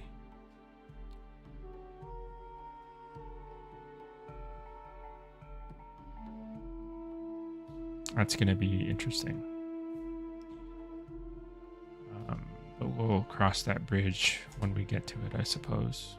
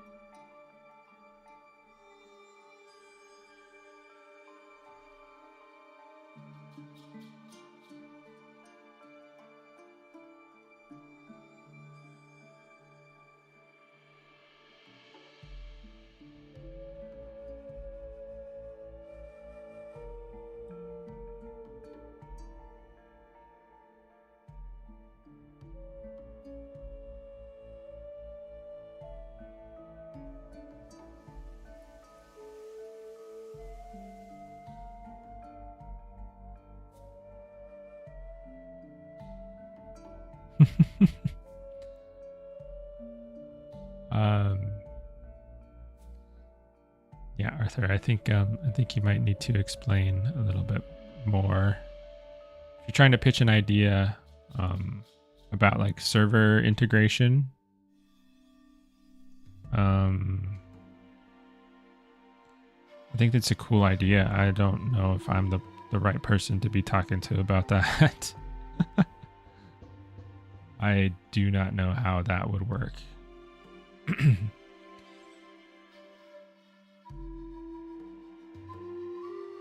I think that's kind of like that's one of those things in gaming that's kind of like almost like a holy grail thing, maybe. I know they're like server, like people are always interested in getting as many players in the same space as possible, because it makes things more dynamic, makes more interactions, you know, makes it feel more realistic, all that stuff. It's just that there's limitations to like how many people can be in a server, how big the world can be, all that stuff. The only game that I know of that's been trying to like tackle that thing directly, that sort of like merged server thing, is I think like Star Citizen.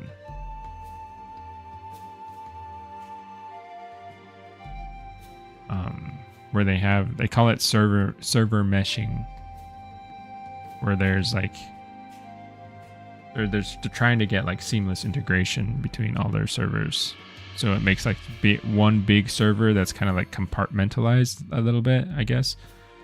I don't know exactly how it works. It seems like a lot to deal with. Seems very difficult. And I think one of the only reasons why Star Citizen is able to dedicate so much time to that is because, well, they have a lot of people funding that project. So their team basically gets to like focus 100% of their time into figuring out that stuff. That game's also like, I don't know, like 10 years old or something like that.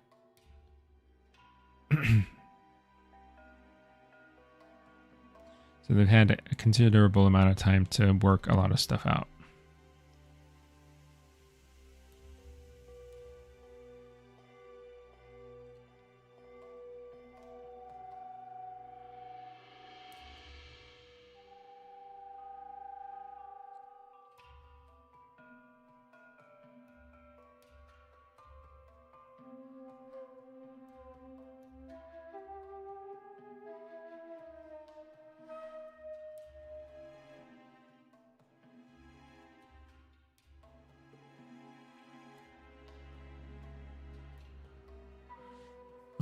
Andrea, random question.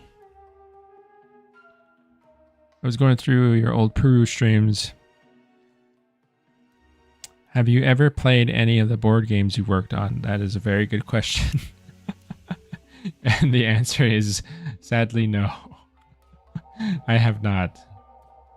I just do I mostly just do the illustration. I mean, I've had to like test some of the games here and there, but I haven't actually like, I'm not a like huge board game person. Well, I don't know. I've never really given it a chance. I guess just to say that I don't know if if I'd be into it a lot or not. So I have not done that. I have not played a lot of the stuff that I've worked on.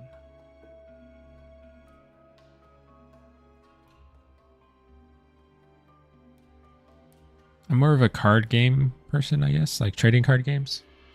And there's some overlap because some of those board games have a lot of trading like card elements in them. But I I'm a huge I have a huge Digimon card collection. And I really like playing the game. So that's the type of stuff I'm into. I haven't actually done a lot of trading card art, like physical trading card art. I've done stuff for like online trading card games, but it would be cool to have to do some work for like Magic, or I would love to do a Digimon card, but I don't know if Bandai hires outside of Japan very often.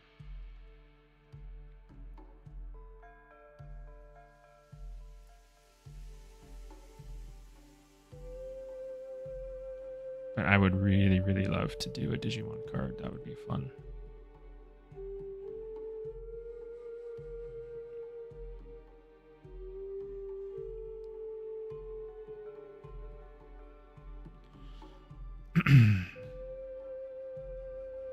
No, not even the Dune one. No, I haven't. I just spent a lot of time on the illustrations in there, and I haven't really played any of them.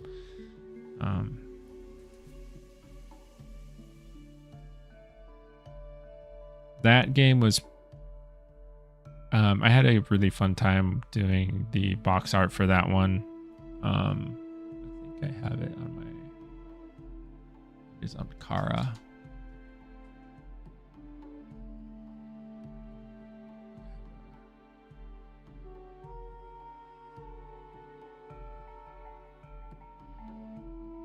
This box cover is the one I did for Dune. So this was really fun to do. I actually did this box cover only shows like a section of it. It's actually much wider. Or like a cinematic aspect ratio, and they actually sent me a print of it. I have it on my wall over there. It's a pretty nice print, and they framed it for me too, so very thankful for that. And the card illustration inside is pretty interesting because I mean we have to match they're the characters from the movie, you know, they're in the card game, so we had to match the likeness of the actors from the film. And every time we did a actor likeness, the actors actually need to approve it. So I did quite a few illustrations where like the actors actually had to see it and they had to say, yeah, you know, that looks like me. And then you can put it in the game. So that's fun.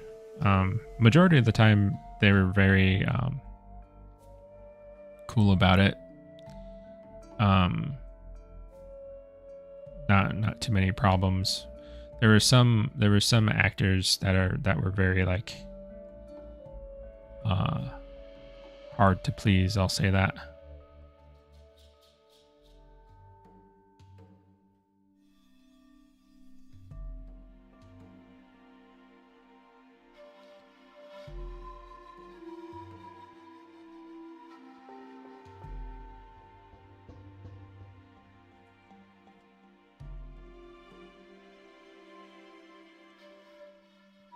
Andrea, Digimon card portfolio showcase is the goal for next stream. Then, like my Digimon card collection, I'd have to turn my camera around. They're all. I have like a little card collection corner over there. Corner of my room that has all my binders and stuff for it. I actually need to get new shelves and stuff for it because it's kind of getting out of control.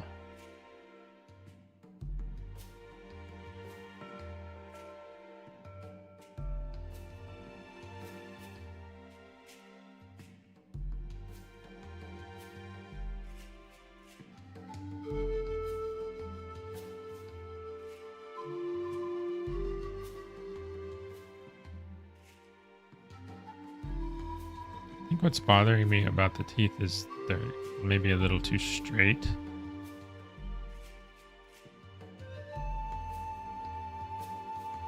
They're just a little bit too perfectly straight. I want a little bit of a curve in there.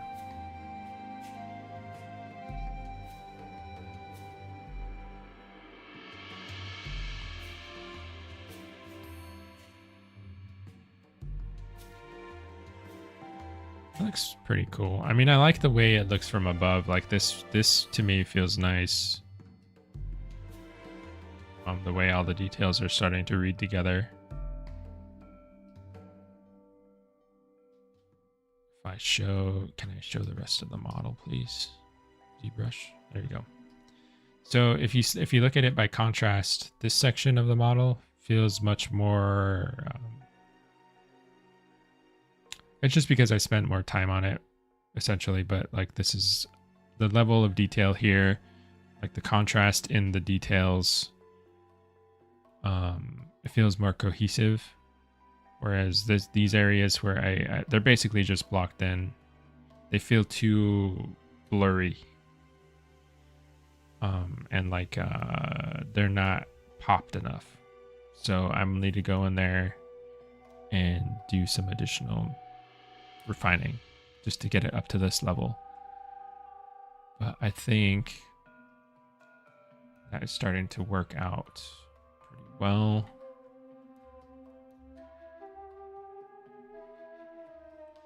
I think I could use a little bit more definition in here.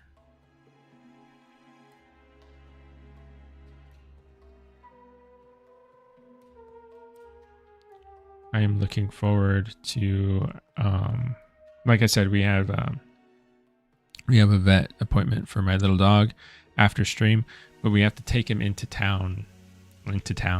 I live in a smaller community away from like the big city, but we have to take him into town. So I'm kind of excited to get some coffee. Probably get some breakfast, I hope. And then hopefully we get some good news from the vet about his condition. And yeah, just get started with the day, really. It's crazy, like the day, I feel like, that's why I like doing the streams early on Saturday, because I feel like I accomplish so much on a Saturday when I usually don't. So that's a nice thing.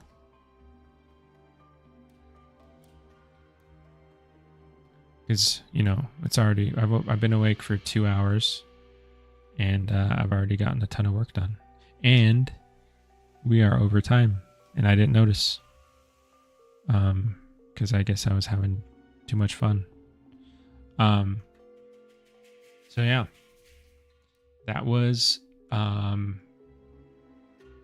the work on the Peru for today. I think we made a pretty decent amount of progress. I mean, we filled out this whole area. We refined a lot of the head, and we can start probably moving on to different areas and like wrapping up the body next time. Keep an eye out for the announcements for the stream. Maybe not this week, but maybe starting the week after. I'll try to figure out when a good time slot is. and a good day.